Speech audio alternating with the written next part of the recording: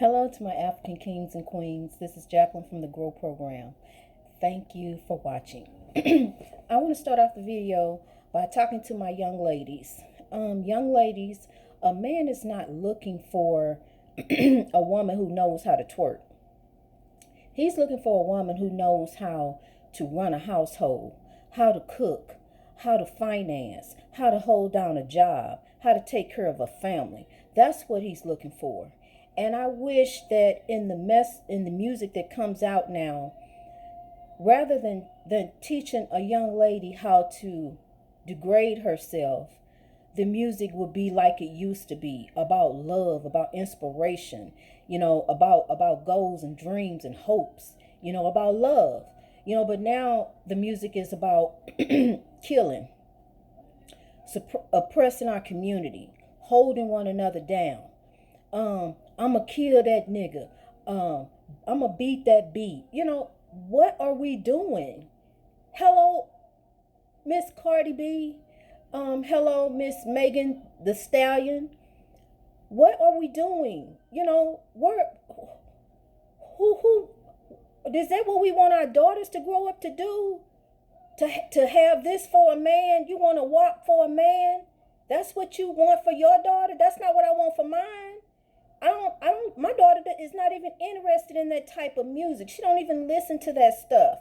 Not only would I not allow her to listen to that, that is so degrading. So, I want us young ladies to begin to look at yourself as what you would want in the person that you're looking for.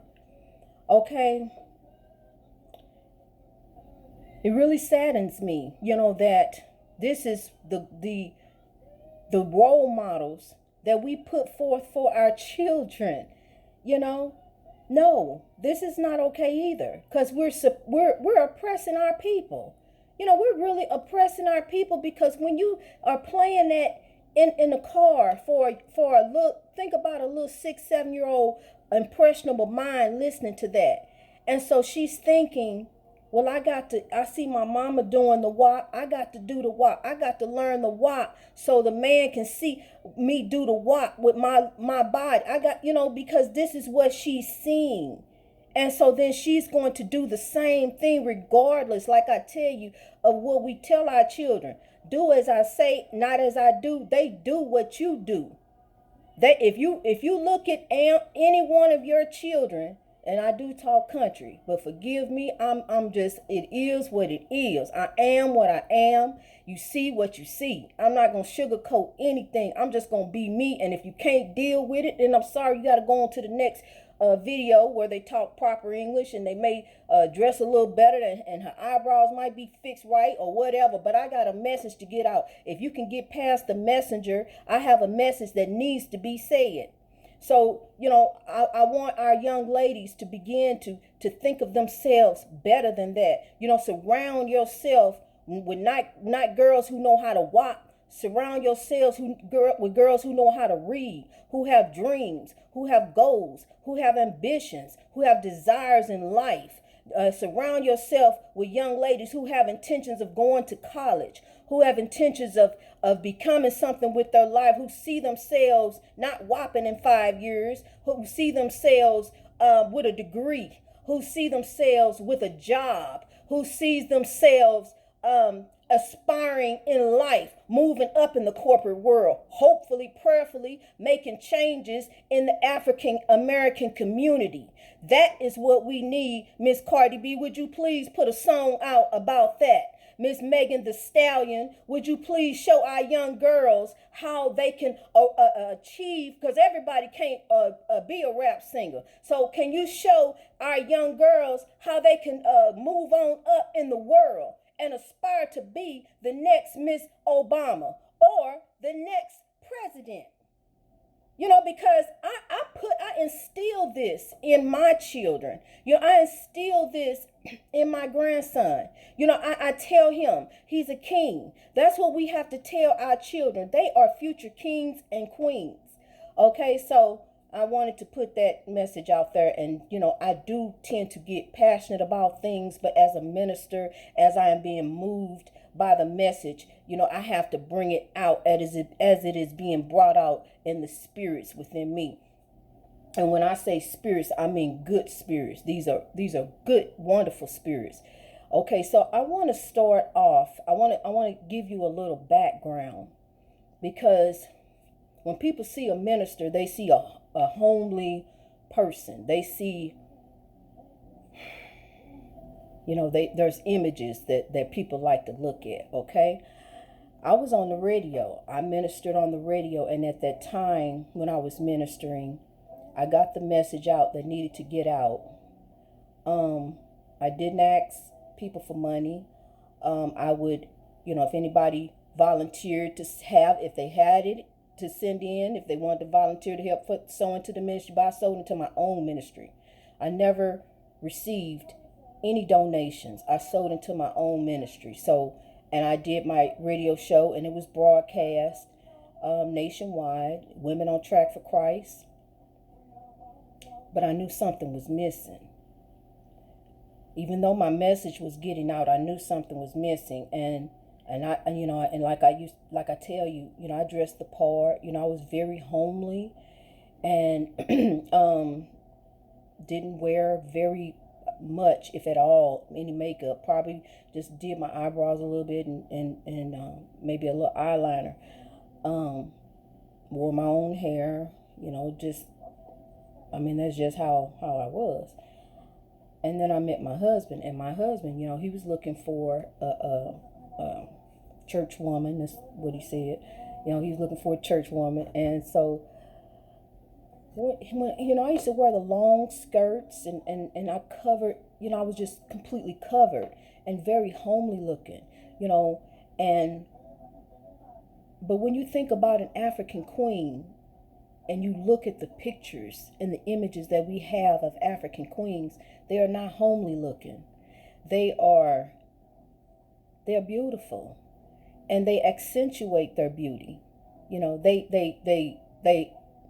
back in the day, they used different minerals and things, and they would accentuate their beauty and make themselves beautiful. So my husband told me, he said, you don't have to dress like that. That's not necessary for you to dress like that. And I was so confused at the time, because I wanted to be the complete package, that I thought the church had always told me to be. I'm like, well, I can't dress no other kind of way. I can't wear no pants. I can't wear, no sexy clothes. I can't like be like that. And so then I fell off, because I said, I can't minister and knowing I'm not right in my spirit, that something is not right. There's something missing. And so it took, once I fell off and went back to drinking,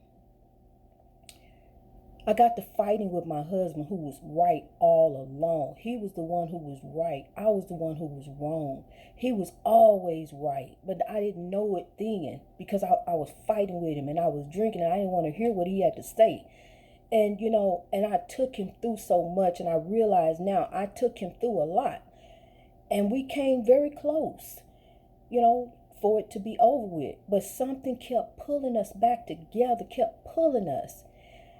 And I know that we were meant to be. I know he is meant for me, and he knows I'm meant for him. We went through a lot, and soul searching, and even when we were arguing all the time, every day,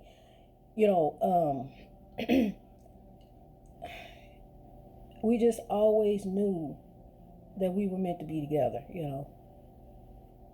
It's really incredible as I think about it. But ladies, I went on a journey of being quiet. I went on a journey. It took me that long, and to sit me in a quiet place again, which is this house I'm in, to go to a quiet place. So what I want to try to help you do is to not have to go through that battle and that struggle to get to that quiet place with your husband.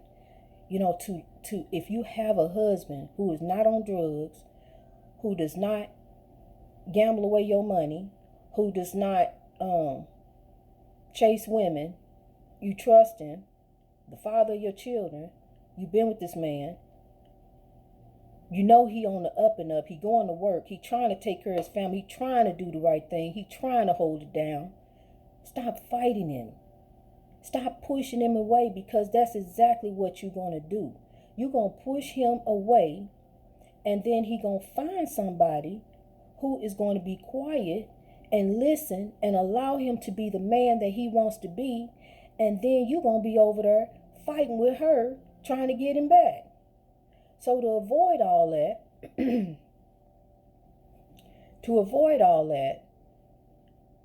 let's be quiet in the first place. Let's look at ourselves and examine ourselves. What are we doing wrong? Where are we messing up at? Because I'm going to tell you, you need to get your little single friends out your ear. You need to go talk to your mom. Talk to your grandma or a trusted auntie. Somebody that you know. Hey, I want to learn. I want to let my husband lead. And I need to be quiet. When he says something, don't say something. Unless he asks you something. I'm not saying, ladies, listen to me. Now, let's get it straight. I am not telling you to be no Stepford wife, because I'm not. I'm not telling you to just be led around by this man, because if that was the case, God would not give us our own common sense. But I'm going to tell you what. Where me and my husband are, it falls in line, because my husband consults me about different things. Even when it comes down to painting his car, he consults me about everything. We talk about everything. And that's where I'm telling you, you talk as a couple, and then you allow your husband to lead, And then this is another thing. Even when I know I'm right, now I suggest something to my husband, and he'll say, no, I'm going to go and do such and such. Or I may not even say it. And he'll do what I'm thinking, or he'll do my suggestion, because it wind up being right in the first place. So we don't have to do this tit for tat battle. We don't have to go back and forth with him. Just let him go home. Just let him go on and think that he running it, when we know who really running it. Because mine would say, well, you ain't get no money when I get paid. And that would get me going. That would get me riled up. When I know when payday come, I get all the money. I get the money. I run the finances in my house. So don't let him take you there. That's what I'm saying. It take two to act a fool. Don't let him make you clown like that. Don't let him see that sweet side of you. And remember this saying, it takes, God, let me get it right. It takes more honey, flies to catch honey. You know what I'm trying to say, girl. I can't get it right. Anyway, you attract more flies with honey than you can with vinegar. But just be sweet. And, let him see that sweet side that he saw in the beginning. Let him fall in love again, do little things. But what I'm saying, ladies,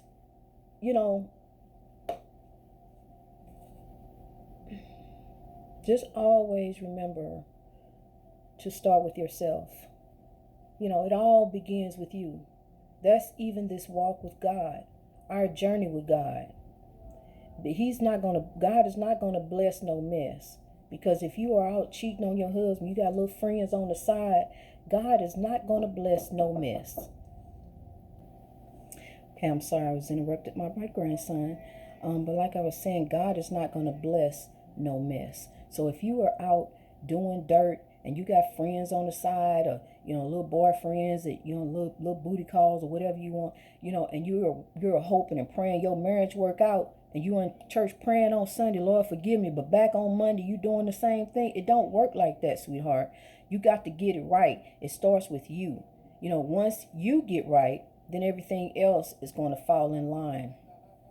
So, I talk about the African ancestral spirits, because that's what was missing, when I was on the radio, is this part of our life, our African ancestry, we cannot deny history. You know, those people who are in position of power, who have forgotten their communities and forgotten where they came from, you know, they can't deny, no matter how much bleaching cream you put on your face, how much you try to hang out with white people, how much you try to talk white, you cannot deny who you are and where you came from. You know, we have a history, and that's what was missing. That's what I didn't recognize and didn't understand. You know, and I needed to go to a quiet place and research and begin to recognize, you know, that the spirits are with us. The spirits are watching over us. The spirits are protecting us. The spirits are guiding us. You know, it's not your conscience. It's not your first mind. It's the African ancestral spirits. You know, it could be your grandmother, could be a great-great-grandmother, could be an auntie that was close to you. You know, somebody that is there, you know, because it's not what you think, that the dead know nothing. Because if it was the dead know nothing, now you got to be careful how you take scripture out of the Bible, how somebody could say something that they put in the Bible, that somebody says something that was misconstrued or misapplied or said out of context. What you have to do with scripture is you have to apply it to your life as it relates to prayer. You know, you have to pray. And then once you pray and ask God to give you wisdom and guide you, what am I supposed to know? What am I supposed to do today? Guide me in the word, guide me in scripture. And once you do that and your heart is sincere, he's going to guide you to the correct scripture that he wants you to know that will apply to your life. You know, I remember when I was in jail, and I remember laying in my bed crying and asking God, why did this happen to me? Why am I here? Why did this happen? I didn't do anything. I was just crying and crying and crying. I know the distinctive voices and what they sound like now. And I was crying and crying. And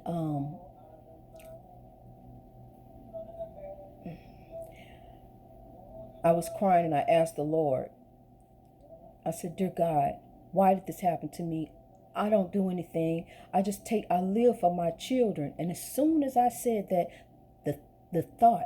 God spoke to me and he said, no, you live for me. You know, he will put us in a quiet place and deal with us. And then he gave me the scripture, for I know the thoughts that I have for you. Jeremiah 29:11. You know, that is the scripture of my life. You know, God has good plans for us. He does. So he has a very good outcome for us. But we have to begin with ourselves and get ourselves in line. You know, it's difficult when you're in a spiritual hospital with a bunch of other spiritually wounded people. And God, the Spirit is giving me this name. I got to call this name out. Brittany Palmer out of Jacksonville, Florida. I want to call out Brittany Palmer, who's missing out of Jacksonville, Florida. And I pray for her safe return. I meant to call that out in the beginning. Brittany Palmer. I'm going to meditate on that name, Brittany Palmer. Okay, anyway. So, like I was saying, you know, we have to begin with ourselves, ladies. And that's what I want you to think about, is beginning with yourself.